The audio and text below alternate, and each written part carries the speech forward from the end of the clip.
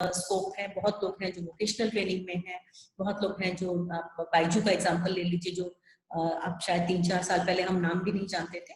तो ये बायजू टाइप के जो स्टार्टअप्स हैं, एजुकेशन स्टार्टअप्स हैं, वो प्लेस एग्नोस्टिक हैं। मतलब आप बहुत आराम से रिप्लिकेट कर सकते हैं। अभी का जो जमाना है, जैसे वर्चुअल जा रहे हैं लोग, तो वर्चुअल ट्यूटरिंग है, उस तरह के, तो एजुकेशन हो गया। हेल्थ केयर में बहुत यहाँ पे स्कोप है, क्योंकि हेल्थ केयर के लिए बिहार में बहुत ही सेंट्रलाइज सिस्टम है। मतलब पटना में कुछ अच्छे डॉक्टर्स हैं, पटना के बियॉन्ड आपको नहीं मिलेगा। तो अगर आप हेल्थ केयर का कुछ इंफ्रास्ट्रक्चर सेटअप करना चाहते हैं, स्पेशली छोटे शहरों में, टियर 2, टियर 3, टियर 4, तो इस तरह के उसके लिए बहुत स्कोप है। तो ये जो 3-4 सेक्टर्स हैं, एग्री टेक हो गया, education and education technology, IT बहुत इंपॉर्टेंट सेक्टर है। इस तरह के कुछ सेक्टर्स हैं जिनका कि यहाँ पे अच्छा स्कोप है। उसमें अगर आप अच्छे आइडियाज लेके आ रहे हैं तो आप काफी अच्छा ट्रैक्शन आप जनरेट कर सकते हैं। रितिका। Absolutely ma'am. तो आपने जैसे हमें कई तरह के सेक्टर्स के बारे में बताया जहाँ बिहार में बहुत अपॉर्चुनिटीज़ हैं। तो अगर हम बात करें इनोवेशन की, क्योंकि for anybody to enter a sector there should be some level of innovation in their idea. अगर उनके आइडिया में इनोवेशन नहीं हुआ तो मार्केट एक्सेप्ट नहीं करेगा, लोग एक्सेप्ट नहीं करेंगे। तो हम इनोवेशन की बात करें कि कितना ज़्यादा इम्पोर्टेंस होता है इनोवेशन किसी सेक्टर में, और कैसे कोई इनोवेटिव स्पिरिट अपने अंदर इम्बाइब कर सकते हैं। थैंक्स रितिका। एंटरप्रेन्योरशिप और इनोवेशन जो है वो एक दूसरे से बिल्कुल ही जुड़े हुए हैं, इंटरट्वाइन जो हम बोलते हैं। क्योंकि इनोवेशन के बिना आप मार्केट में अपनी जगह नहीं बना सकते हैं। आप जब तक इनोवेट नहीं करेंगे, चाहे वो प्रोडक्ट इनोवेशन हो कि आप एक नया प्रोडक्ट, इनोवेटिव प्रोडक्ट लेके आ रहे हैं, या वो प्रोसेस इनोवेशन हो कि जहाँ पे आप जो प्रोसेस है उसको ही चेंज कर दे रहे हैं, तो इनोवेशन की बहुत ज्यादा एंटरप्रेन्योरशिप में जरूरत है। क्योंकि इनोवेशन जो है वो आपको एक स्केल देता है। क्योंकि बात है कि आप एक जगह में बैठ करके और सब कुछ, तो आप सारा प्रॉब्लम आप सॉल्व नहीं कर सकते हैं। तो जब हम इनोवेशन की बात करें तो आपको इनोवेशन ऐसे करना है या ऐसे सोचना है। एक तो सबसे पहली बात यह है कि इनोवेशन सिखाया नहीं जा सकता है, आप पढ़ा नहीं सकते। इनोवेशन जो है वो आदमी के अंदर की चीज है, वो आदमी का इनोवेटिव स्पिरिट होता है। कुछ लोगों में ऐसे नैक होते हैं। लेकिन अगर आप में इनोवेशन का ये है, अगर आप में ड्राइव है इनोवेशन का, आप में वो इंस्टिंक्ट है, तो उसको सपोर्ट करने के लिए, उसको नर्चर करने के लिए टूल्स अवेलेबल हैं या इकोसिस्टम अवेलेबल होता है। तो जैसे जो हम बोलते हैं कि आप एक रियल प्रॉब्लम है उसको आप अगर सॉल्व करने की कोशिश कर रहे हैं, तो रियल प्रॉब्लम है उसको हम सॉल्व कर रहे हैं, लेकिन उसको हम बड़े इनोवेटिव तरीके से अगर सॉल्व कर रहे हैं, तो सबसे पहली बात है कि आप रियल प्रॉब्लम को पहचानिए कि वो प्रॉब्लम यहाँ पे है और उसका सोल्यूशन नहीं है। वो एक पेन पॉइंट हो सकता है, वो एक पेन पॉइंट किसी एक पर्टिकुलर सेगमेंट के लिए हो सकता है। तो आपको उसके लिए, अगर आप इनोवेटिव सोल्यूशन नहीं ढूंढते हैं तो फिर आप बिजनेस में नहीं हैं। अब मैं आपको एक एग्जांपल दूंगी ओयो रूम्स का। सो रितेश अग्रवाल जो ओयो रूम्स के फाउंडर हैं, वो 19 साल की उम्र में उन्होंने ओयो को फाउंड कर दिया था, और 19 साल की उम्र में उनका जो ओयो रूम्स है वो यूनिकॉर्न हो चुका था। यूनिकॉर्न मतलब 100 करोड़ डॉलर का जो वैल्यूएशन बोलते हैं जिसको, सो $1 बिलियन वैल्यूएशन, तो वो यूनिकॉर्न ऑलरेडी हो चुका था 19 साल की उम्र में। तो रितेश ने बोला कि मुझे दिखा ये कि जो होटल्स हैं इंडिया में, तो उन होटल्स में एक मतलब प्रेडिक्टेबिलिटी नहीं है। जो एक्सपीरियंस जो कस्टमर को होता है, तो अगर आप कहीं जा रहे हैं तो आपको ये श्योरिटी नहीं है कि वो होटल कैसा होगा, और अगर होगा तो उसमें मुझे सारी सर्विसेज मिलेंगी कि नहीं मिलेंगी। तो आदमी जब जा रहा होता है तो उसको ये बिल्कुल पता नहीं होता है कि वो मतलब what is there in that hotel. तो ये एक बहुत बड़ा प्रॉब्लम था जो उन्होंने पहचाना। तो उन्होंने एक तरह से स्टैंडर्डाइजेशन किया कि आप किसी ओयो के रूम में जा रहे हैं तो आपको ये सारी फैसिलिटीज जो है वो मिलेंगी, इस तरह की ब्रांडिंग है, इस तरह की पैकेजिंग है, आपको हाइजीनिक एटमॉस्फेयर मिलेगा, आपको इस तरह की सर्विस मिलेगी। स्पेशली लेडीज के लिए बहुत बड़ा पेन पॉइंट था, क्योंकि लेडीज के लिए कहीं भी जाना सिक्योरिटी का एक बड़ा मसला होता है। हमारे समाज में अभी भी बहुत बड़ा ये मसला है। तो आप एक रियल प्रॉब्लम को पहचान करके और उसको आप अगर इनोवेटिव तरीके से सॉल्व करते हैं, तो वो ही जो है आपका जो एंटरप्राइज का जो आइडिया है, दैट्स द एंटायर आइडिया। आपका यूएसपी जो बोलते हैं, यूनिक सेलिंग प्रोपोजिशन जो है, उसी से आता है। अब आप ये देखिए कि जैसे कि अगर हम पेटीएम की बात करें, तो ऐसा नहीं है कि सारे इनोवेशन जो है वो इंडिया में ही हुए हैं। पेटीएम जो है अमेरिका में पहले यूएस में पेपैल चलता था, या ओयो रूम्स की तरह अमेरिका में एयरबीएनबी था, या जैसे हम ओला की बात करते हैं तो अमेरिका में उबर था पहले से। तो ऐसा नहीं है कि हम वहां जो हो रहा है उसको हम 2 साल के बाद यहाँ कर रहे हैं बस, ये this is not the thing. जब वो हम इंडिया में लेकर के आ रहे हैं तो हम उसको इंडियन तरीके से हम इनोवेट कर रहे हैं, तो उसको इंडियन तरीके से हम कैसे कस्टमाइज करें। तो रितिका, मतलब मेरा यही कहना है कि इनोवेशन सिखाना मुश्किल है। इनोवेशन आपको अपनी आंखें और कान खुले रखने चाहिए कि भाई क्या प्रॉब्लम है। अब जैसे बिहार में लोग कहते हैं कि पटना एयरपोर्ट के बाद नॉर्थ बिहार जाने में जो लोग बाहर से जो प्रोफेशनल्स आते हैं, और बिहार के जो कि प्रोफेशनल्स बहुत ज्यादा बाहर में हैं, तो उनके लिए बड़ा पेन पॉइंट है कि हम पटना एयरपोर्ट से नॉर्थ बिहार का जो हिंटरलैंड है अपने गांव तक हम कैसे पहुंचे। तो अगर मैं एक रियल प्रॉब्लम की बात कर रही हूँ कि अगर कोई इस रियल प्रॉब्लम को सॉल्व करने के लिए कोई सोल्यूशन लाता है, तो एंड कोई इनोवेटिव सोल्यूशन लाता है जो कि कॉस्ट इफेक्टिव हो, जो कि वेल ब्रांडेड हो, जो कि वेल रिकॉग्नाइज्ड हो, तो उसमें फिर ये आपका एक यहाँ से एक बिजनेस आइडिया की शुरुआत होती है। तो an idea and then execution जो है, एग्जीक्यूशन में भी आपको इनोवेशन लाना होगा। आपको अपने जो आपका एनवायरमेंट है, जो आपका कस्टमर है, जो आपका आइडियल कस्टमर है, उसके हिसाब से आपको कस्टमाइजेशन की जरूरत उसमें पड़ेगी। Right, definitely ma'am. तो हम अभी आइडियाज और इनोवेशन की बात कर रहे हैं, तो अगर कोई बडिंग एंटरप्रेन्योर के पास उनके हिसाब से it's a good idea, but उस आइडिया में कितना पोटेंशियल है वो आइडेंटिफाई करने के लिए वो क्या कर सकते हैं? Should they get somebody run the idea by somebody, या वो prospective funders ढूंढे, या what should they do? सो रितिका, आपका सवाल ये है कि जो कोई आइडिया है, अगर कोई इनोवेटिव आइडिया है, तो हम ये कैसे जानें कि उस आइडिया में कितना पोटेंशियल है। Right. ये अगर मैंने सही समझा है तो Right. तो देखिए, किसी भी मैं आपको एक बहुत एग्जांपल देती हूँ कि मेरा कॉलेज है बीआईटी सिंदरी, तो मैं वहाँ पे इंडक्शन ट्रेनिंग के लिए जाती हूँ बच्चों को मोटिवेट करने के लिए। तो मैं एंटरप्रेन्योरशिप पे भी बात करती हूँ। तो मेरे एक सेशन में एक 3rd ईयर का या फाइनल ईयर का लड़का था, उसने सवाल पूछा कि मेरे पास बहुत अच्छा आइडिया है। मैं एक्चुअली बीआईटी सिंदरी में उन दिनों इंक्यूबेशन सेंटर सेटअप करने के लिए कोशिश कर रही थी। तो उसने बोला कि मेरे पास बहुत अच्छा आइडिया है कि कॉलेज में लड़के जो हैं वो लड़कियों को डेट करते हैं, लेकिन हमारे पास डेट करने के लिए हमारे पास मतलब बहुत ज्यादा सॉल्यूशंस नहीं होते हैं, स्पेशली स्मॉल टाउन्स में। तो मैं ऐसा मतलब बिजनेस मॉडल बनाऊंगा कि सारा कुछ आपको कस्टमाइज्ड वहां मिल जाएगा। मतलब आपको अगर रोज देना है, या आपको कार्ड देना है, या आपको इवन अगर कुछ लिख के भेजना है, तो वो सब हम करेंगे इसके लिए। तो हम लोग वो सब करेंगे, और मतलब लड़कों की तरफ से लड़कियों को हम लोग ये लेकर के जाएंगे। तो मैडम आपको क्या लगता है इस आइडिया में कितना दम है? तो मैंने बोला कि अब यहाँ की लड़कियों से ही पूछ लेते हैं कि भाई कितना दम है। तो लड़कियों ने बोला कि बिल्कुल नहीं, इसमें पर्सनल एक्सपीरियंस आ ही नहीं रहा है, कोई पर्सनल एक्सपीरियंस नहीं है इसमें। तो अगर आप इट्स लाइक आप सब कुछ आउटसोर्स करके कोशिश कर रहे हैं, तो फिर तो वो आइडिया देन एंड देयर किल हो गया, वहीं पे ऑन द स्पॉट ये आइडिया किल हो गया। तो पोटेंशियल कितना है ये जानने, अब मैं सीरियस बात कर रही हूँ कि पोटेंशियल कितना है ये जानने के लिए आपको सबसे पहले अपना प्रॉब्लम सेट आइडेंटिफाई करना होगा। ये प्रॉब्लम है। अगर आप एक ऐसा सॉल्यूशन लेके आ रहे हैं जिसके लिए प्रॉब्लम ही नहीं है, तो फिर वो तो वहीं पे खत्म हो गई बात। अगर आप प्रॉब्लम को आइडेंटिफाई कर रहे हैं, तो उसके बाद आपका जो नेक्स्ट स्टेप जो आ रहा है कि आपको अपने कस्टमर को पहचानना है कि आपका कस्टमर कौन है। तो आपने अपने कस्टमर को पहचान लिया। अब आपका जो आइडियल कस्टमर है, यानी कि एक प्रोफाइल होता है कस्टमर का कि मेरा कस्टमर जो है वो 20 से 25 लाख की उम्र का, 20 से 25 साल की उम्र का है, और वो स्टूडेंट है, और वो जो है मे बी टेक्निकल कॉलेज का स्टूडेंट है। तो इस तरह से एक अपने आइडियल कस्टमर को पहचान करके उसके हिसाब से आपको सोल्यूशन बनाना है। अब जो सोल्यूशन बना, तो उसमें फिर इटरेशन की बात आएगी कि आपका जो सोल्यूशन है वो गलत भी हो सकता है, या आपका सोल्यूशन है कि उसको ट्रैक्शन नहीं मिल रहा है, ये भी पॉसिबल है।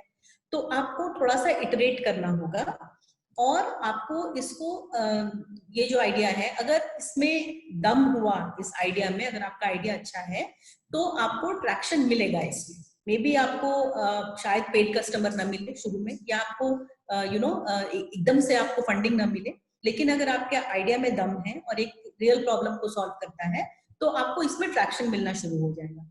अगर आप फेसबुक को याद करें, तो आप फेसबुक पे बहुत से लोग होंगे जो मेरे ख्याल से 2008-9 से फेसबुक पर होंगे। तो वहां से लेके 2020 तक, मतलब 12-13 साल के दौरान में आप देखेंगे कि कितना अपना चेंज किया है बिजनेस मॉडल, कितना ज्यादा अभी चेंज हो गया है। तो एक तो है कि ये टोटली मार्केट प्लेस बन गया, जो ये पहले नहीं था। लेकिन उसके अलावा भी अगर आप बात करें तो यूजर एक्सपीरियंस जो है वो बहुत चेंज हो चुका है। तो आइडिया में तो दम था, लेकिन उस आइडिया को अभी तक के एक्सपीरियंस पे लाने के लिए उनको बहुत ज्यादा इटरेशन करना पड़ा। मतलब बार बार जो नए चैलेंजेस हैं उनको सॉल्व करके वो यहाँ तक पहुंचे हैं। अब आप ये देखिए कि एक तरफ फेसबुक है और एक तरफ जैसे उस समय ऑर्कुट बोल के एक प्लेटफॉर्म आया था, तो फेसबुक है और ऑर्कुट नहीं है। इसी तरह से जैसे लिंक्डइन है और लिंक्डइन के भी कुछ कॉम्पिटिटर्स प्लेटफॉर्म्स आए थे, तो वो खत्म हो गए, सर्वाइव एक ही कर रहा है। तो उसमें कुछ तो बात होगी। तो this is all the power of idea and execution. तो आपको ये बहुत भली भांति ये समझना है कि ये प्रॉब्लम है, ये मेरा आइडियल कस्टमर है, ये मेरा प्रोडक्ट है, हम इस तरह से उस कस्टमर को रीच कर रहे हैं। तो इस तरह से जब आप रियल फुटप्रिंट डेवलप करेंगे तो आपको अगर आपके आइडिया में पोटेंशियल हुआ तो आप उसको जरूर आगे तक ले जा पाएंगे।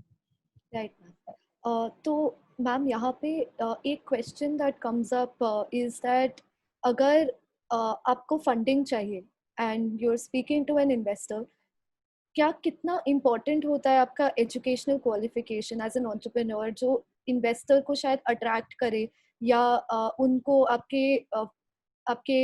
एंटरप्राइज से दूर कर दे? How important is your educational qualification? Thanks Kritika.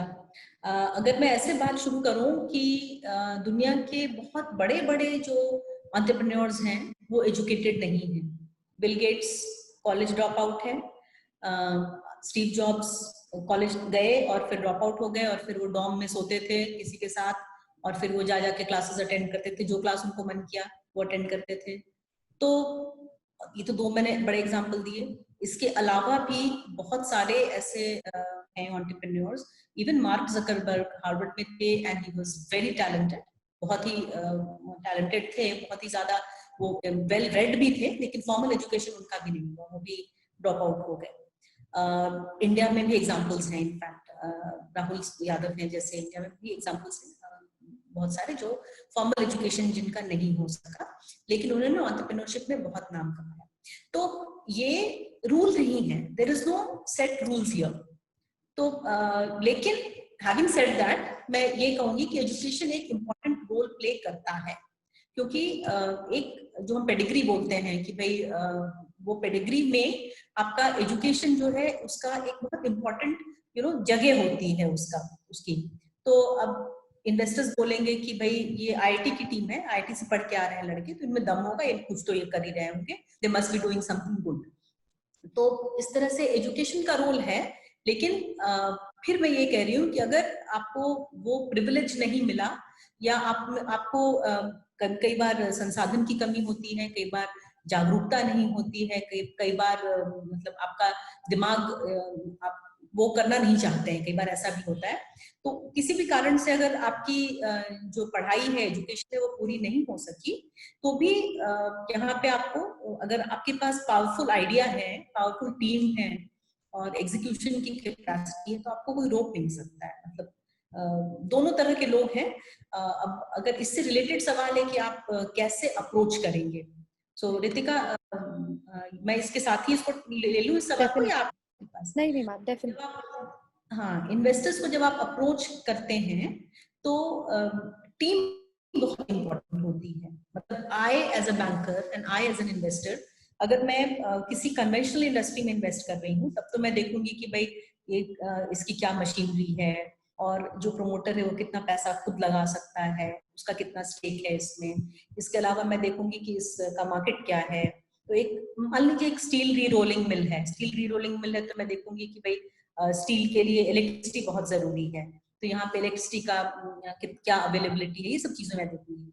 लेकिन जब हम बात करते हैं एक स्टार्टअप की, जब हम बात करते हैं, तो वहां पे टीम बहुत इंपॉर्टेंट हो जाती है कि ये कौन लोग हैं, इन्होंने पहले क्या किया है और इनका आइडिया क्या है, और ये लोग इस आइडिया में कितना इन्वेस्टेड है। कितना इन्वेस्टेड का मतलब इनका कितना एफर्ट गया है। तो एफर्ट आपका इंटेलेक्चुअल प्रॉपर्टी के थ्रू हो सकता है कि भाई हमने पेटेंट ले रखा है किसी चीज का, या आपका एफर्ट ये हो सकता है कि आपने पढ़ाई की और उसके बाद आप 3 साल से इसी काम में इन्वेस्टेड हैं। जैसे हमारे पास एक एंटरप्रेन्योर आए थे जो राइस हस्क जो होता है ना, राइस हस्क जिसको कि हम जो राइस के हार्वेस्ट के बाद जो स्टबल जो खेत में बच जाता है, जिसको जलाने का बहुत बड़ा प्रॉब्लम है, लोग जला देते हैं किसान, और दिल्ली वगैरह में एयर पोल्यूशन का प्रॉब्लम बहुत ज्यादा है।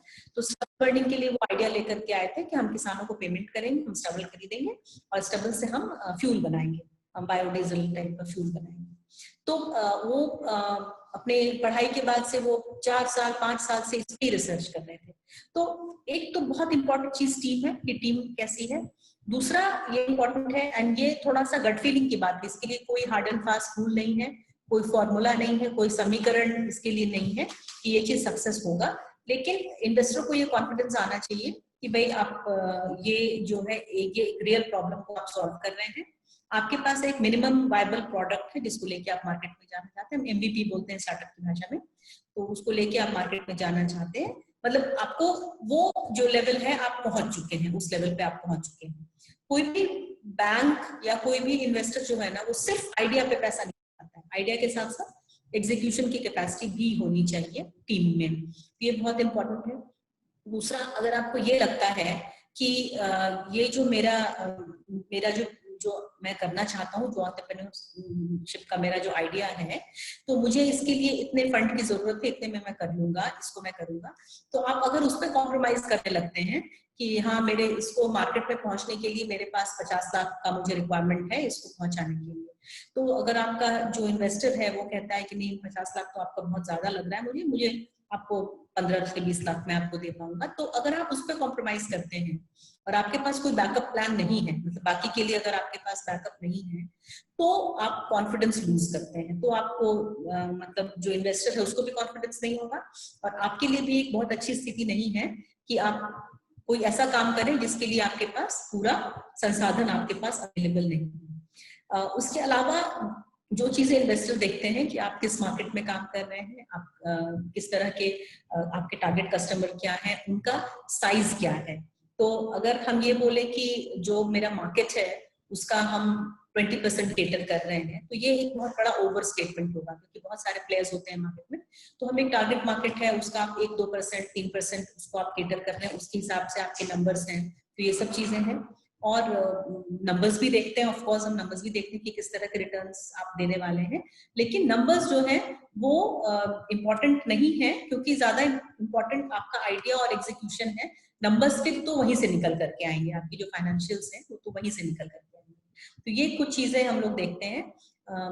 इसके अलावा अब जैसे कि कोई काम आप करने जा रहे हैं, तो उसके लिए आपको सर्टेन क्लियरेंसेस चाहिए। फॉर एग्जाम्पल, अगर आप फूड प्रोसेसिंग में काम करना चाहते हैं, लेकिन आपका जो प्रोडक्ट है उसको जो भी इम्पोर्टेंट जो फूड प्रोसेसिंग के लिए सर्टिफिकेशन चाहिए, उसमें आपको अगर चैलेंज आ रहा है, वो सर्टिफिकेशन अवेलेबल नहीं है, तो फिर आपको दिक्कत आएगी उसमें। तो फाइनेंशियल आपका या जो भी इन्वेस्टर है वो चाहेगा कि आपके सारे सर्टिफिकेशंस इन प्लेस हो, एफएसएसआई है या जो भी है इस तरह के सर्टिफिकेशंस। तो ये सब चीजें जो हम कंप्लायंसेस की बात करें अगर, तो कंप्लायंसेस होने चाहिए आपको। प्लस इसका जो भी आइडिया है वो हर इन्वेस्टर वही उसी बिजनेस में इन्वेस्ट करता है जिसका बिजनेस मॉडल उसको समझ में आता है। अगर ये कुछ बहुत कॉम्प्लिकेटेड है जो आपके इन्वेस्टर को समझ में नहीं आ रहा है, या उसको इसमें कॉन्फिडेंस नहीं हो रहा है, तो वो अपने फिंगर्स नहीं बर्न करेगा इसमें। तो मैं एज एन इन्वेस्टर मैं उसी में इन्वेस्ट करूंगी जो मुझे बहुत क्लियरली, बहुत संक्षेप में और बहुत क्लैरिटी के साथ मुझे समझ में आ रहा है कि हाँ ये प्रॉब्लम है, इसको ये ऐसे सॉल्व करने हैं, और ये इनके चैलेंजेस होंगे, इनको ये ऐसे मीट करना। सो आपका जितना सिंपल आपका बिजनेस मॉडल है, जितना आपका बिजनेस मॉडल रिलेटेबल है, उसको उतना ज्यादा ट्रैक्शन मिलने की संभावना है। Kritika. Right ma'am. So ma'am, आपने अभी बात करी कि आपका business model should be something that is easy to understand for the investors. तो अगर आप उससे रिलेटेड बात करें कि अगर आपको अपने फंडर्स को अश्योर करना है कि आपके आइडिया में पोटेंशियल है, how can you in the best way possible do that? हाँ, तो आप अपने फंडर्स को कैसे अश्योर करेंगे कि आपके आइडिया में पोटेंशियल है। तो ये जो सवाल है ना, ये इसी से रिलेटेड है कि आप अपने इन्वेस्टर्स को कैसे आप उनको अप्रोच कर रहे हैं। इट्स बेसिकली अबाउट दैट कि आप उनका कॉन्फिडेंस कैसे विन कर रहे हैं। तो इन्वेस्टर जो है दूसरी तरफ बैठा हुआ, वो भी एक्सपीरियंस्ड आदमी है, वो भी, उसको भी आइडिया है कि भाई ये बिजनेस चलेगा या नहीं चलेगा, या इस बिजनेस में कितना स्केल अवेलेबल है, कितना, कहाँ तक ये बिजनेस जा सकता है। कई बार गलत हो सकते हैं, लेकिन एक मोटा मोटी आइडिया होता है। तो सबसे जो इम्पोर्टेंट चीज है कि आपका रिसर्च कितना है। अगर आपको, if you want your investor to believe in your idea and believe in your core competence, तो आपका रिसर्च बहुत इंपॉर्टेंट है कि आपने कितना इसमें गहन अध्ययन कर रखा है, कितना आपने इसमें रिसर्च किया है, आप प्रॉब्लम की तह तक गए हैं कि नहीं। तो जो हम कहते हैं कि हम सरफेस स्क्रैच करके एंटरप्रेन्योर बन जाएं, वो नहीं होता है। आपको उसमें डीप डाइव करना पड़ेगा, आपको समझना पड़ेगा। इसके अलावा जब आप इन्वेस्टर को अप्रोच कर रहे हैं, तो इन्वेस्टर की तरफ से जो भी सवाल हो सकते हैं, जो आपको लगता है कि ये पोटेंशियल क्वेश्चंस हो सकते हैं, उन पोटेंशियल क्वेश्चंस की आपको लिस्ट बनानी होगी और उस लिस्ट के हिसाब से आपको तैयारी करनी होगी। एक और बहुत बड़ी बात है कि इन्वेस्टर्स जो होते हैं वो मतलब छोटी छोटी चीजों में जनरली नहीं अपने को ब्लॉक डाउन करते हैं। उनके लिए bigger picture is more important. तो एक ओवरऑल उनको पर्सपेक्टिव चाहिए होता है, एक ओवरऑल उनको चाहिए होता है कि आपके बिजनेस का अंडरस्टैंडिंग चाहिए होता है। तो आप भी अगर अपने बिजनेस को आप एक बाहर से अगर आप देखें कि मैं इसको एक विटनेस की तरह बाहर से देख रहा हूँ, तो मुझे इसमें ये चैलेंजेस दिख रहे हैं, तो आप उन चैलेंजेस के हिसाब से अपने को प्रिपेयर करें और अपने बिजनेस को प्रिपेयर करें। और जो हम लोग स्वॉट एनालिसिस बोलते हैं, strength, weakness, opportunities and threat, ये आपकी क्या स्ट्रेंथ है, आपकी क्या वीकनेसेस हैं, मतलब क्या रिस्क आ सकते हैं आपके बिजनेस में जो आप नहीं टैकल कर पाएंगे, क्या अपॉर्चुनिटीज हैं आपके बिजनेस के लिए, मतलब हम अभी इस लेवल पे हैं लेकिन कल को हमारे सामने ये अपॉर्चुनिटीज हैं तो हम यहाँ तक स्केल अप कर सकते हैं, उसको समझिए आप। ये मेरा बिजनेस है। अब जैसे पेटीएम है, तो पेटीएम का बिजनेस एक वॉलेट का बिजनेस है, लेकिन पेटीएम के सामने अपॉर्चुनिटी थी कि वो रिटेल भी कर सके, वो एक प्लेटफॉर्म प्रोवाइड कर सके। उसके सामने अपॉर्चुनिटी थी कि जब देश में डिमोनेटाइजेशन हुआ तो वो यूपीआई लेकर के आ सके, वो अपने को सिस्टम से इंटीग्रेट कर सके। तो इस तरह से अपॉर्चुनिटीज हो गया। और थ्रेट जो हम बोलते हैं, तो थ्रेट है कि ऐसी क्या चीजें हो सकती हैं या अनफोर्सिन इवेंट्स हो सकते हैं जिससे आपका बिजनेस हैम्पर हो सकता है। तो बहुत सारे ऐसे बिजनेसेस होते हैं जो बाद में वो थ्रेट्स को विथस्टैंड नहीं कर पाए और किल हो गए। तो आपको इस स्वॉट एनालिसिस अपना करके अपने को उस हिसाब से आपको तैयार करना होगा। तो आप अपने बिजनेस को बाहर से देखिए, इसमें क्या सवाल हो सकते हैं, आप उनके लिए अपने को तैयार कीजिए, एनालाइज कीजिए, और तभी आप किसी भी इन्वेस्टर को अप्रोच कीजिए। राइट। तो मैम, current economic climate में, do you think that it is wise to start your own enterprise? Do you think that investors would be willing to invest in a new enterprise given the economy is slowing down? Ritika, ये जो सवाल है आपका, बड़ा interesting सवाल इसलिए है क्योंकि हम सब जानते हैं कि पहले क्वार्टर में जो जून क्वार्टर था हमारा, उसमें 23% कॉन्ट्रैक्शन है इकोनॉमी में। कारण भी हम जानते हैं, कोविड था और कोविड की वजह से लॉकडाउन हुआ, लॉकडाउन की वजह से माइग्रेशन हुआ और बहुत सारी चीजें। अब ये बताइए कि फॉर एग्जांपल कोई रेस्टोरेंट बिजनेस है जहाँ पे फिजिकली लोग जाकर के खाते हैं, तो उस बिजनेस में तो अभी कोई भी आदमी इन्वेस्ट नहीं करेगा। मतलब there is no chance that people any time soon, एक बिहेवियरल चेंज हो गया है हम सबका कि एनी टाइम सून हम लोग रेस्टोरेंट में जाके खाने वाले नहीं हैं। लेकिन कोई ऐसा बिजनेस है जो आपको हाइजीनिक सेफ कंडीशन में खाना आपके घर तक पहुंचा के दे रहा है with all kinds of social distancing everything, तो शायद वो बिजनेस चल जाए। तो ये बहुत बड़ी अपॉर्चुनिटी है, कोविड जो है ये बहुत बड़ी अपॉर्चुनिटी है। एंड ऐसे भी केसेस हुए हैं जो बिजनेसेस का बहुत ज्यादा ग्रोथ हुआ है। जैसे पेटीएम में मेरे को फाउंडर हैं, उनका कहना है कि ये हमारे लिए सेकंड डिमोनेटाइजेशन है। मोनेटाइजेशन में जिस तरह का ग्रोथ हमने देखा था, उसी तरह का ग्रोथ हम अभी देख रहे हैं। सिमिलरली जैसे कि जितने भी आपके मेरे पास एक लिस्ट थी, इनफैक्ट मैं शेयर करती तो मुझे बड़ा अच्छा लगता कि कौन कौन से बिजनेसेस हैं जिनमें कि बहुत ज्यादा इन्फ्लेक्शन, मतलब एकदम से ड्रामेटिक इम्प्रूवमेंट आ गया है। जितने भी ये स्ट्रीमिंग वीडियोस वाले हैं, of course they are big players, Netflix है या अमेजन है, इनका बिजनेस 3 गुना 4 गुना बढ़ गया है। होम जिम, जितने भी लोग होम वीडियोस बना करके और जिमिंग इंस्ट्रक्शन दे रहे हैं, योगा इंस्ट्रक्शन दे रहे हैं, इनफैक्ट कुकरी की ट्रेनिंग दे रहे हैं। बहुत से लोग घर में हैं तो वो खाना बनाने लगे फिर से, तो इस तरह के बहुत सारे एप्स आए और बहुत सारे मैंने फेसबुक पे एड्स देखे कि हाउसवाइफ्स जो हैं वो आपको कुकिंग की ट्रेनिंग दे रही हैं। तो कोविड जो था एंड इकोनॉमी जो है, ये दोनों चीजें इंटर रिलेटेड हैं, लेकिन दोनों में ही हमें अपॉर्चुनिटीज जिन लोगों को तलाशनी थी वो तलाश रहे हैं अपॉर्चुनिटीज में भी।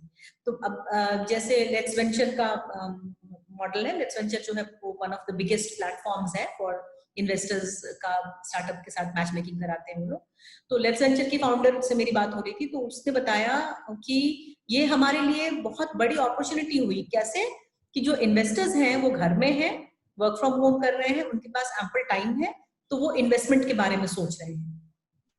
इस तरह के बहुत सारे बिजनेसेस हैं जो कि कोविड से पॉजिटिवली इम्पैक्टेड हुए हैं। तो इसमें रितिका, मेरा तुम्हारे प्रश्न का बहुत साधारण जवाब यही होगा कि इसमें आपको आइडेंटिफाई करना है कि कौन से सेक्टर है जहाँ पे हम ये जो कोविड से पॉजिटिवली इम्पैक्टेड हुए हैं, और उन सेक्टर्स में हेल्थ केयर है, अगर आप हेल्थ केयर में सोल्यूशन दे रहे हैं। मैंने मधुबनी मास्क देखा यहाँ का, बिहार का, कि मधुबनी मास्क बना के लोग बेच रहे हैं। तो जो भी सेक्टर्स पॉजिटिवली इम्पैक्टेड है, आप उन सेक्टर में जाइए और उनमें अगर आप काम करने की कोशिश करेंगे तो there is no wrong time, I would say there is no wrong time. कोई ना कोई सेक्टर जो है, जब बहुत बड़ा इकोनॉमिक रिसेशन आया था 2008-10 में, जब लेमन ब्रदर्स और ये सब जब हो रहा था, उस समय भी एंटरटेनमेंट इंडस्ट्री पीक पर थी, क्योंकि लोग इतने डिप्रेस थे कि वो मूवीज ज्यादा जा रहे थे, वो जो एंटरटेनमेंट पार्क्स है वहां जा रहे थे। तो there is always a right time for the right kind of business. Absolutely. तो मैम, अगर हम टाइमिंग की बात करें तो कुछ लोग होते हैं जिनका because of the financials they only have one opportunity to invest in something, that they only have one opportunity to set up a business, and because of the risk factor कई बार ऐसा होता है कि लोग अपना बिजनेस सेटअप नहीं करते क्योंकि उन्हें डर लगता है और उन्हें लगता है that it makes more sense to go into a secure job, जैसे सिविल सर्विसेज हो गया या कुछ और हो गया। तो उनके लिए आपके पास क्या एडवाइस होती है रिस्क फैक्टर से रिलेटेड? जो मैंने शुरू में ही कहा था रितिका कि हमारा रिस्क एपेटाइट जो है बिहार जैसे राज्यों का और जो अदर अंडर डेवलप्ड ज्योग्राफीज हैं, वहाँ पे रिस्क एपेटाइट हमारा कम है। हम चाहते हैं कि हमें एक सिक्योर नौकरी हो जाए। कई बार ऐसा भी होता है कि लोग अपना काम शुरू करते हैं और अगर नौकरी मिल जाती है तो फिर छोड़ के चले जाते हैं, ऐसा भी होता है। तो ये एक बहुत रियल प्रॉब्लम है, ये एक बहुत रियल प्रॉब्लम है। लेकिन एट द सेम टाइम ये भी बात सही है कि एंटरप्रेन्योरशिप जो है वो सबके बस की बात नहीं है। अगर किसी को एंटरप्रेन्योरशिप करना होता है तो वो कर ही लेता है। तो अब जैसे आप ये कह रही हैं कि कोई आदमी, किसी के पास कैपिटल नहीं है, वो करना चाहता है लेकिन उसके पास रिस्क एपेटाइट नहीं है, तो फिर वही बात आ जाती है कि आपको आपके आइडिया में कितना स्ट्रेंथ है, और अगर आपका आइडिया जल्दी से मार्केट में लोगों ने इसको अप्रिशिएट कर लिया, then you have the potential. लेकिन अगर आपके आइडिया और एग्जीक्यूशन में कमी है तो फिर शायद इसके आपके लिए बहुत डिफिकल्ट होगा, क्योंकि जो हम कैश बर्न कहते हैं कि आपका पैसा लग रहा है और आपको रिटर्न्स नहीं मिल रहे हैं, तो वो कैश बर्न के लिए आपके पास शायद बहुत ज्यादा रिसोर्सेज नहीं होते हैं। फिर तो आपको जल्दी से जल्दी जो है वो अच्छे इन्वेस्टर को लेके आना पड़ेगा।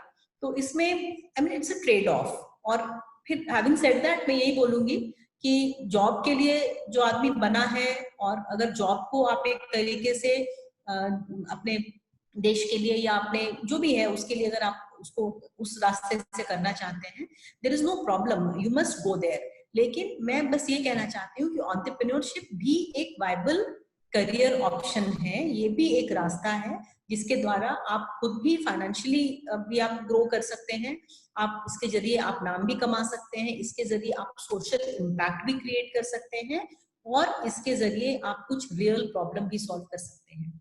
तो मतलब ये वही मैं कह रही हूँ कि सबके बस की बात डेफिनेटली नहीं है, लेकिन जो करना चाहते हैं वो, मतलब विजय शेखर बहुत बड़े एग्जाम्पल हैं, पेटीएम के जो फाउंडर हैं।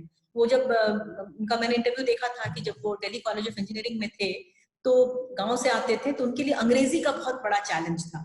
वो बोलते थे कि मैं हमेशा पीछे की बेंच पर बैठता था और मैं छुपता रहता था क्योंकि मुझे कुछ बोलना ना पड़ जाए, क्योंकि अंग्रेजी मेरे लिए बहुत बड़ा, मेरे लिए एक डिसेबिलिटी फैक्टर था मेरे लिए। और उन्होंने बोला कि जब मैंने कॉलेज छोड़ा तो मैंने उसकी जमीन को, मैंने बिल्कुल जो कहते हैं कि मैंने गिर करके उस जमीन को मैंने चूम लिया कि अब मैं दोबारा कभी नहीं आऊंगा यहाँ। लेकिन आप देखिए वो स्टोरी कि उस तरह के बैकग्राउंड से निकल करके उन्होंने इतना अच्छा किया और एक आइडिया को लेकर के आगे बढ़े। ऑफ कोर्स ये आइडिया नया नहीं था, ये आइडिया यूएस में था, लेकिन उसको भी स्टडी करके उसको इंडिया के हिसाब से कस्टमाइज करके। तो एंटरप्रेन्योरशिप की राह जो है वो कठिन राह है, वो आसान नहीं है नौकरी की तरह, ये कठिन राह है। आपको स्ट्रगल के लिए तैयार रहना होगा, आपको 3 साल 4 साल का स्ट्रगल हो सकता है। फिर से अगर आइडिया में दम है, मेरे एक को फाउंडर है, मैं उनका नाम जरूर लूंगी यहाँ पे, राम कुमार मेरे को फाउंडर हैं। वो जो आयुर्वेदिक डॉक्टर्स हैं और आयुर्वेदिक मेडिसिन हैं, उनके एग्रीगेशन का स्टार्टअप है उनका, निरोग स्ट्रीट के नाम से, और अभी 40,000 डॉक्टर्स उनके प्लेटफॉर्म पे अवेलेबल हैं और उन्होंने इसको अपना पैशन बना लिया है। तो राम भी एक बहुत ही स्ट्रगल वाली बैकग्राउंड से आते हैं, उन्होंने बहुत स्ट्रगल किया लाइफ में, उनको बहुत कम उम्र में नौकरी करनी पड़ी, लेकिन वो जहां नौकरी के लिए गए वहां से उन्होंने सीखा, उन्होंने वहां से सीखा। आपके जो फ्लिपकार्ट के फाउंडर्स हैं वो भी पहले अमेज़न में काम करते थे, उन्होंने वहां सीखा, they learn the tricks of the trade, और उसके हिसाब से उन्होंने अपना एंटरप्राइज फिर शुरू किया। तो स्ट्रगल तो है, लेकिन at the end of the day जो है आपको सक्सेस अगर मिलता है तो it's a very big reward. Thank you. Absolutely ma'am. तो चैट बॉक्स पे मुफत ने स्टार्टिंग में एक सवाल पूछा था कि do you think there is some scope for branding and advertising in Bihar? देखिए, ब्रांडिंग एडवर्टाइजिंग जो इंडस्ट्री है अपने आप में, वो एक लोकेशन एग्नोस्टिक है। उसको मैं ये नहीं कहूंगी कि ये बिहार में इसका स्कोप क्या है। वो लोकेशन एग्नोस्टिक का मतलब है कि अभी तो सब कुछ वर्चुअल है। अगर आप अच्छा काम कर रहे हैं तो आप बिहार में बैठ करके भारत के या विश्व के किसी भी किसी भी कंपनी को या किसी भी ब्रांड को आप सर्व कर सकते हैं। लेकिन अगर हम ब्रांडिंग एडवर्टाइजिंग की बात करें तो इसमें क्रिएटिविटी का रोल बहुत ज्यादा है। अगर आप रियल क्रिएटिव हैं और अगर आप अच्छा काम कर सकते हैं और अगर आपके काम को लोगों ने अभी तक सराहा है, आपके फ्रेंड सर्कल में या आपके जो छोटा बहुत जिस भी लेवल पे आप काम कर रहे हैं, तो आपके लिए स्कोप हर जगह है। और ये बिहार सेंट्रिक नहीं है, दिस इज लोकेशन एग्नोस्टिक। आप बिहार में बैठ करके किसी भी ज्योग्राफी के लिए आप काम कर सकते हैं। एब्सोल्युटली। तो ma'am, Saeed has a couple of questions for you. अगर साइद को अनम्यूट कर दे तो वो अपने सवाल मैम से पूछ सकते हैं।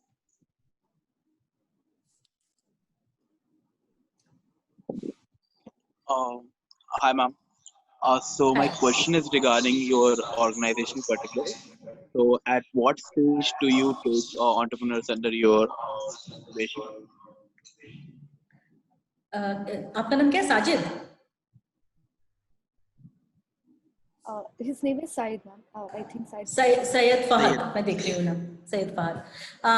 फहद, आपका सवाल मेरे ऑर्गेनाइजेशन के बारे में है। तो हमने अभी 4 को फाउंडर्स ने मिलकर के हमने ये नया इनिशिएटिव शुरू किया है। मेरा जो ऑर्गेनाइजेशन LLP फॉर्मेट में है और इसका नाम हमने रखा है करे के बा। जो लोग बिहार के हैं वो समझ गए होंगे इसका क्या मतलब है। तो करे के बा, we must do it, that's the meaning. और ये नाम भी हमें एक डिस्कशन के दौरान हमें सूझा, किसी ने बोला कि करना तो है करे के बाद, तो हमने कहा कि चलो भाई करे के बाद। तो हम Fahad, what we are doing as of now is we are inviting enterprises, we are inviting those potent ideas who can come to us and who have a viable business plan, who are already past their POC stage. POC जब हम बोलते हैं that's proof of concept. तो आपका concept proof हो गया, क्योंकि we are very small and we have just started. So हमारे पास we don't have too many resources. So any business which is past its POC and आपका proof of concept कहाँ से आता है? I mean, how we take that your concept is proven? It is that you have already commenced revenue. So there are customers who are willing to buy your product or your service. So that's your proof of concept. So you have, because we are at a stage wherein we are not able to invest in an ideation stage enterprise. So your idea is already been proven. It has a POC, and then you are coming to us. You have a revenue stream, maybe 6 महीने का revenue है या 3 महीने का revenue है, but we have the confidence that okay, your idea has been proven, and then you have certain capabilities. So we are very keen on supporting the teams which have the core competencies. That's number one. So if you are coming to us, we will incubate you, we will mentor you, we will network you, we will provide you hands-on support, we will do one-on-one mentoring, and then we'll do the seed funding. और अगर seed funding से आपको मतलब हम देखते हैं कि आप नेक्स्ट स्टेज में जाने के लिए तैयार हैं, आपका स्केल अप हो सकता है, तो we will be also doing your matchmaking at some of the platforms which are bigger platforms for your Series A funding जो हम बोलते हैं, initial funding. Series A funding अगर आपको ज्यादा अमाउंट में चाहिए तो हम उसके लिए मैच मेकिंग भी कराएंगे. But most important thing is that your idea has to be viable, it has to be past your POC, your proof of concept has to be there, your revenues have commenced, you have reached a certain level, then you are most welcome to approach us and we can take this forward. Another thing is that since any investor for that matter, unless until you have a very strong backing or a very strong wherewithal, so for any investor it is very difficult to understand each and every idea. So I can't claim to be an expert in all kinds of ideas, that I understand education, I understand healthcare, and I understand all the related ideas. It's not possible. So if I say so, I will be lying. So I will go by how the market has reacted to your product. So the market has reacted positively, then you are most welcome to come to us. Right. Next we have a question from Rishabh. Hello, ma'am. Hello. My name is Rishabh, and first of all, congratulations for your starting up of new fund. Thank you.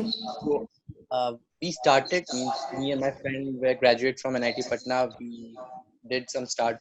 We had an idea. We started it back in 2018.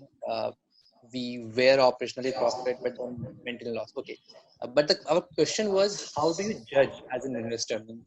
What parameters do you use to judge the scalability of an idea or a venture, or how much, whether we should invest it or not? So your question is that you are asking me as an investor that how will I judge your idea? Yeah. Is that so? Yes, ma'am. So whether it's doable or not, that's what is it?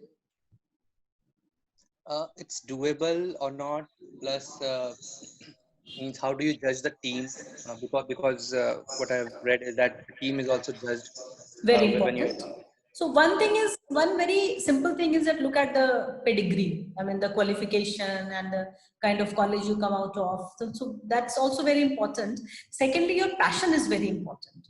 So we or any investor will see that how much your skin is there in the game.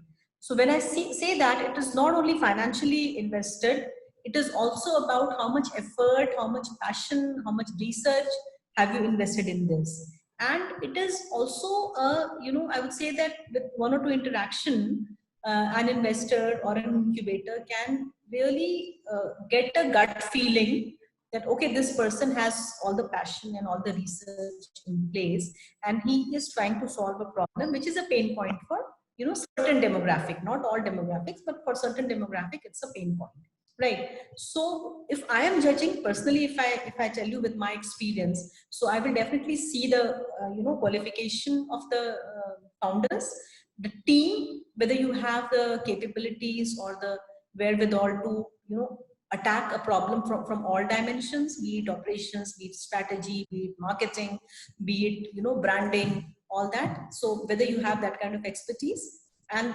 thirdly, I would say that how much research and how much hard work you put in this product. So these three things. And then fourthly, what I said just now is whether your concept has been proven, it has been accepted by the market, and you have certain kind of traction in the market. All these 4 or 5 things will be very important to me. Okay. Just one more question. This is more generic. So how do you find the venture for ideas? Because in Bihar, it's quite difficult to find such ideas of ventures? So as a fund manager, how do you get about marketing or telling people or trying to find out the ideas? Because So you are asking about my marketing strategy, that how am I going to find these kind of enterprises? so I read Is that your about the question? impact fund, and they said that they have to travel 50,000 kilometers a year to find correct type of ventures they could invest in. So I'm asking about how do you go about it? Right. So that's a good question, and that will force me to do some homework or revisit my strategy. So thanks for bringing it. See, when I'm working here and I'm just taking very small steps to start with, then I'm not looking at maybe 100 ventures to fund. That's beyond my capacity. And I'm doing seed assistance, I'm doing initial stage funding, seed funding. So I'm looking for a small number, maybe 15, 20, not more than that. So finding 15, 20 good startups is not a big challenge. Of course, you need several, screening methodologies and several layers of screening and scoring. That's important, and we are developing a very robust scoring metrics as well, with my experience and with startup ecosystem feedback from there. So there'll be a robust scoring matrix through which we can assess. But the thing is that how do you get to reach the right kind of people or right kind of ideas? So my answer is that we are doing our own research. We have our own market intelligence. We are approaching people. We are talking to people. We have spoken to the incubators here. We have spoken to the government here. So from all sorts of channels, we are trying to gather the market intelligence. That's very important. And beyond that, it's our own capabilities, how we judge a good startup. And again, we are not going for very, very big numbers. We are going for a small number. We are curating a small cohort. We'll build the investors' confidence. We'll back those. We'll make Karekeba a brand. So later on, when we have already built that brand, the investors outside also get the confidence. Okay, it is Karekeba curated startup, so it has to have some kind of potential. So that's the whole strategy. Right. So next we'll take Ankit's question. Ankit had a question about food delivering system. Ankit, अगर आप unmute करके ma'am से अपना सवाल पूछें. Hello, ma'am. Good evening. Good evening. Ma'am, actually, I had an idea for a food delivering system. So I have a team and idea how it will work further. So currently, I am a second year student at DTU. So, ma'am, I wanted to ask how to know the legal things which we would be needing for this, like the legal papers and the papers from the restaurants. So, as I said, Ankit, I cannot be an expert on each and every business, right? So, every business has its own nuances. However, I can suggest you that one thing is that you have to find out your responsibility as a food deliverer. So, what are the things that can be directly pinned to you? So, if a restaurant is providing stale food or unhygienic food, then it's not your responsibility, it's the restaurant's responsibility. But as a food deliverer, you have to see that you don't onboard these kind of wrong kind of restaurants, right? So that's is what your due diligence is all about. And you have to find from the word of mouth and from other people that, okay, this restaurant is clean. I'm just giving one example, clean and meets all the standards. Then for about certification and about legalities, but first you have to do all the research about this particular vertical, and I would suggest that you consult a lawyer as well before going a whole hog on this. You should also consult a lawyer who can give you some legal advice on what kind of compliances are required. So, but you are not a kitchen, right? You are not manufacturing it yourself. Somebody else is doing it on your behalf. Is it correct? Yes, ma'am. If you are not a kitchen, because kitchen has, I think I had a friend who had a food startup. He was running a kitchen. So he said that he required not less than 42 or 43 certifications or compliances. So that's huge. But then, and India, I know it's a very big problem of compliances and certifications and inspections, etc. But as a delivery startup, I don't think you require that kind of compliances, but you will require something. You will require some compliances in terms of what kind of restaurants you are onboarding, and I'm sure what kind of packaging you are doing, and what kind of, so packaging has to be food grade. So your whatever packaging is there, it has to be certified food grade. Then for your delivery also, I mean, you need to provide some kind of, for your delivery people, you need to provide some kind of, social security and other things. So bigger ones like Zomato and all, they are doing this. So, so those kind of compliances would be required, I think. Not like a kitchen, but some of these compliances. So it's best to consult a lawyer and do some research yourself that what kind of compliances could be required. Yes, ma'am. And thank you so much for this answer. And the second question I wanted to ask you, who all to share my idea? Like we cannot discuss Want it. to? Who all we can share our idea to? Like we cannot discuss it with someone. You cannot. Yeah. So one way is that if your idea is very unique and you don't want to discuss with too many people, so a non-disclosure agreement hota hai, NDA, that you can get with whoever you are discussing this idea. So you can get that NDA signed. Secondly, of course, you should not be discussing it with your peers. I mean, except for your close team, which is your founder's team. But when you're going to an investor, you have to necessarily divulge the idea to your investor. So a better way is to get an NDA signed, a non-disclosure agreement signed, which is a standard document. So you can sign on your behalf, and the investor can sign on their behalf. And when you are pitching, you don't divulge your very finer details, maybe in the first round, but in the second or third round, you will have to kind of tell all these nuances to your investors. So there is no, escaping that fact that investor would like to know most of the things about what is unique and what is your USP, and what is your the thing which makes you stand out, that kind of stuff. So best way is to have an NDA signed, and then don't discuss it with too many people. But I'm not with your investors in the first round, but later on maybe when you are closer to cracking the deal, that time. Okay, ma'am. It can be a zero budget startup too, right? So we don't need a investor at the initial stage. Absolutely, you can be a bootstrapped startup. You are investing money, or you are able to do with internal accruals. When I say internal accruals, you are able to rotate your earnings, so that's sufficient for your cash burn. But generally, for scale up, you require an investor. It happens. For scale up, you have to develop a brand. You have to invest in intangibles. You have to invest in people, talent, etc. So for that, probably you'll be needing. Yes. Thank you so much. Thank you. Moving on, Nuzhat had a question. अगर उनको हम mute कर दें. Hello, ma'am. This is Mehta. And actually, Nuzhat is my sister, and I'm using her laptop. So, okay. So, thank you very much, ma'am, for your inputs, and thank you, Ritika, for hosting and managing all the webinars. My question is, there is a growing awareness regarding entrepreneurship, and there is a growing number of ventures like yours, Karekiva and venture capitalists, and there are. सुना था हमारे बारे में पहले? मैंने LinkedIn पे देखा था, उतना पता नहीं था, बट मैंने लिंक्डइन पे देखा था, and so it is hoped that it can be hoped that in coming future there will be a number of startups in Bihar. I hope so. So do you think these newer brands as well as some older brands would be interested in a venture that helps them build narrative for the business?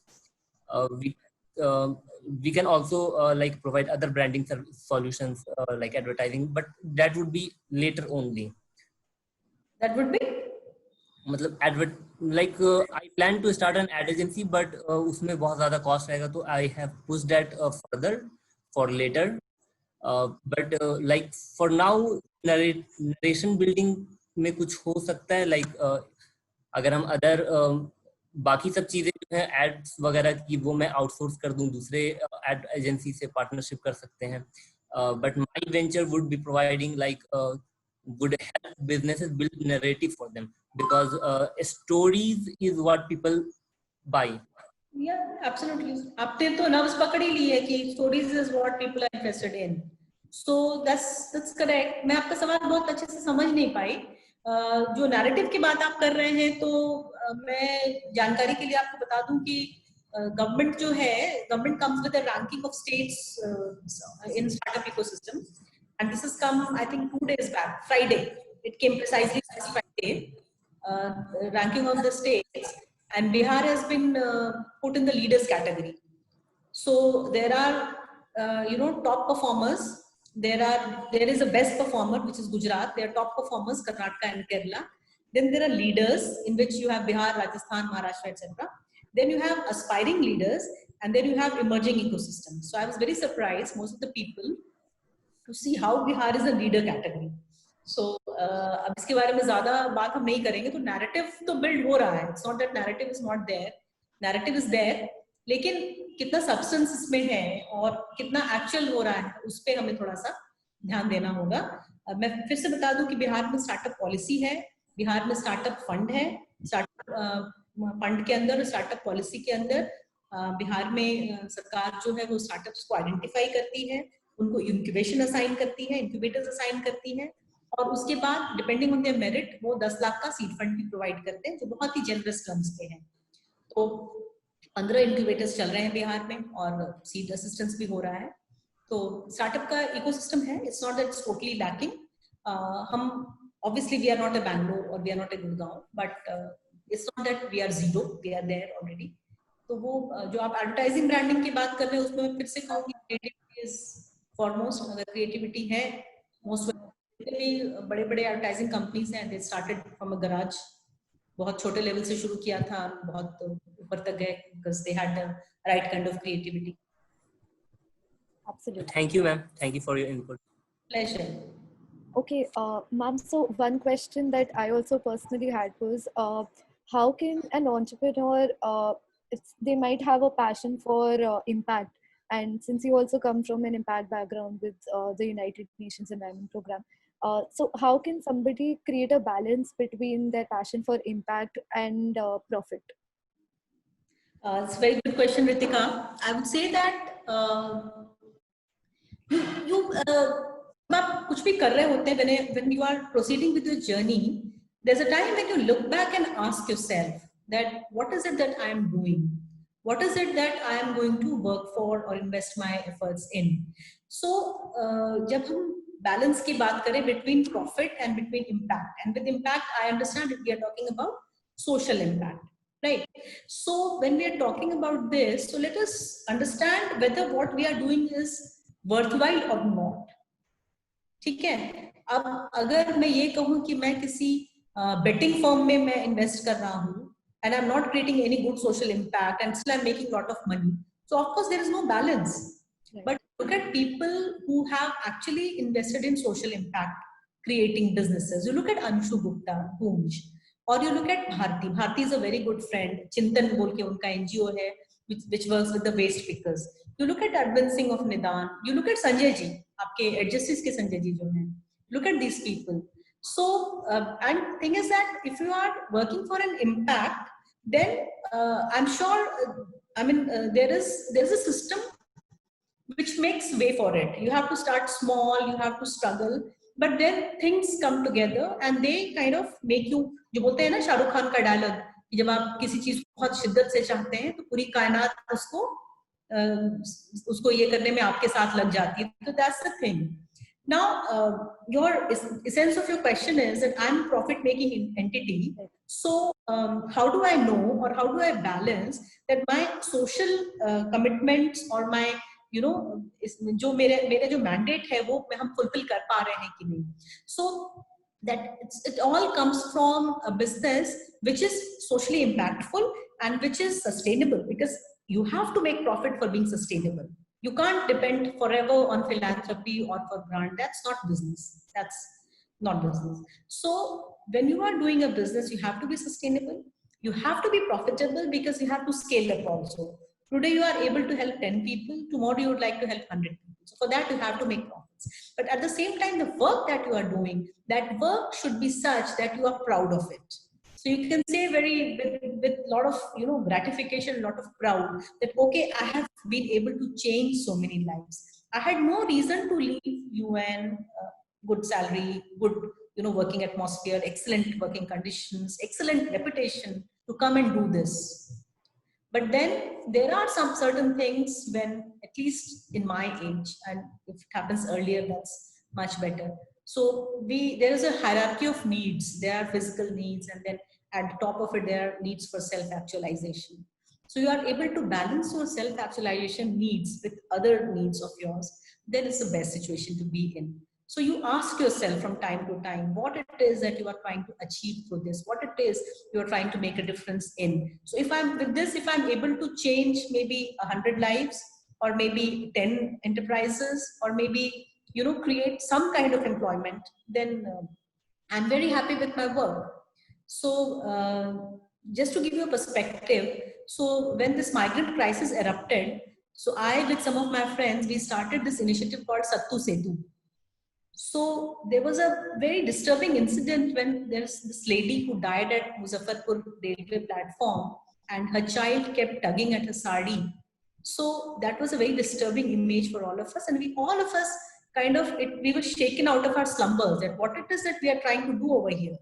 We are not doing anything for people who are there, and we've made a good life for ourselves, but we are not doing anything for others. So we started this Sattu Setu initiative, through which we could help many migrants who were traveling. So we took care of their food needs, we took care of their hygiene needs, then we contacted the civil society organization. So in together we could touch about 35,000 people through this initiative.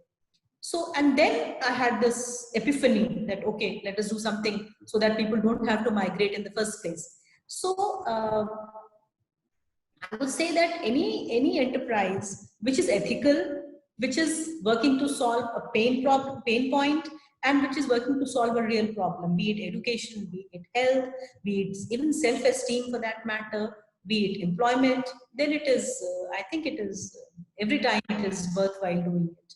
So you have to strike a balance. It is, you have to be sustainable, profitable, and yet ethical and socially impactful. Absolutely, ma'am. So speaking of sustainability, I think one thing that a lot of people question is that when it comes to social enterprises, they're unable to become sustainable, and they're unable to scale up because there's a lack of funding in the sector.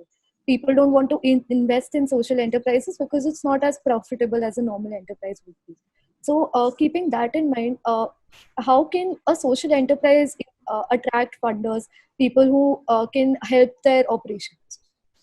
So, Ritika, actually, there are different business models for a social enterprise or for a regular enterprise. There are different business models, and there would be different investors as well. So, when you talk about a regular enterprise, the investors come with a very high return expectation. 2x, 3x, 5x, 10x. Itna time se hamara paisa बढ़ जाना चाहिए. Of course, social enterprise is not going to give you that kind of returns. So there would be a different set of investors who are interested in social enterprises, and at the same time who have other yardsticks. So for an investor, if the yardstick is how his money is giving returns, that's one yardstick. For a social investor, the yardstick would be how much employment it is generating. Yeah. Or how much income it is generating for people at the bottom of the pyramid. So for example, there is this organization called Upaya Social Ventures I am associated with. So Upaya looks at employment as their yardstick for financing. So if you are able to generate employment at the grassroots level, you are good for their funding. So there will be different kind of organization. Bill and Melinda Gates Foundation hai, ya Upaya hai, a different kind of CSR philanthropic organization. Every public sector has a CSR wing. They are investing. They have to invest 2% of their profits into CSR activities. So there will be different kind of funding mechanism for this. No investor with a very high return expectation will venture in this idea, but then there is definitely a market which invests in. So that Gooch, I'm a quality of the Gooch. Gooch doesn't do any fundraising. Whatever comes, it comes voluntarily from people. Right? So we all are kind of contributing our time, our effort, our money, old clothes, whatever, So there is a way for this, and it's a different way, but it's a very feasible way. Absolutely. So with this, ma'am, we've come to the end of the session. I'd like to from आप बिहार में काम कर रही हैं, आप you're surrounded with people who belong to Bihar and entrepreneurs who belong to Bihar. So keeping that in mind, आप हमारे जितने भी यहाँ पे budding entrepreneurs हैं, उनको एक छोटी सी advice दे सकते हैं क्या regarding their enterprise and regarding anything related to their entrepreneurial experience? सबसे पहला जो एडवाइस मैं दूंगी वो एकमात्र एडवाइस, मतलब सबसे इम्पोर्टेंट एडवाइस मेरा ये है कि ये जॉब सीकर के माइंडसेट से निकलिए कि हमको नौकरी चाहिए और एक सरकारी नौकरी चाहिए, इस माइंडसेट से निकलिए। आप एंटरप्राइजिंग बनिए, थोड़ा सा रिस्क एपेटाइट अपने में पैदा कीजिए। एग्जांपल्स बहुत हैं, सक्सेस स्टोरीज बहुत हैं, ये एक बहुत इंपॉर्टेंट मैसेज है। और दूसरा जो मैसेज मैं ये देना चाहूंगी कि आप जो भी कर रहे हैं वो उसको आप वैलिडेट कराइए।